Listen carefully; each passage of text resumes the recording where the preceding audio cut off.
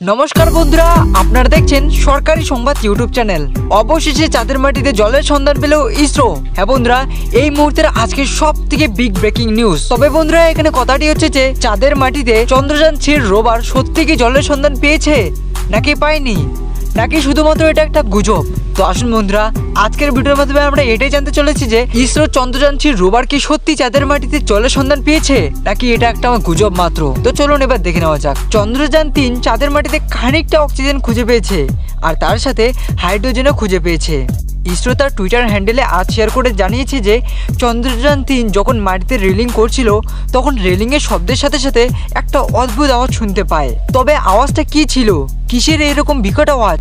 ওটা কি কোনো উল্কাপিণ্ডের আওয়াজ, নাকি চাঁদের মাটিতে অন্য কোনো জীব আছে, নাকি এলিয়েন আছে? এটা জানতে গবেষণারা তাদের গবেষণা চালাচ্ছেন, তবে এখনো পর্যন্ত সঠিক তথ্য জানতে পারা যায়নি। ইসরো আরো জানিয়েছে যে চন্দ্রযান-3 রোভার মিশনের অর্ধেক কাজ কমপ্লিট হয়ে গিয়েছে। এরই মধ্যে এমন কিছু গোপন তথ্য উন্মোচন করেছে যেগুলো দেখার জন্য বিজ্ঞানীরা কখনোই প্রস্তুত ছিল না। চন্দ্রযান-3 চাঁদের মাটিতে নামার সাথে সাথে এমন কিছু আবিষ্কার করে লেগেছে যেগুলো দেখার পর বিজ্ঞানীদের রাতের ঘুম উড়ে গিয়েছে। এতদিন আপনারা শুনে এসেছেন যে রোভার চাঁদের মাটিতে জলের খোঁজ করেছে। বর্তমান রিপোর্ট অনুসারে রোভার অল্প মাত্রায় অক্সিজেন খুঁজে পেয়েছে আর বাকি রইল শুধুমাত্র হাইড্রোজেন। অল্প মাত্রায় ইতিমধ্যেই খুঁজে বের করেছে আমাদের রোভার। তবে বন্ধুরা, আপনারা যদি না জেনে থাকেন তাহলে কিন্তু আমি আপনাদের একটা কথা জানিয়ে দিতে চাই।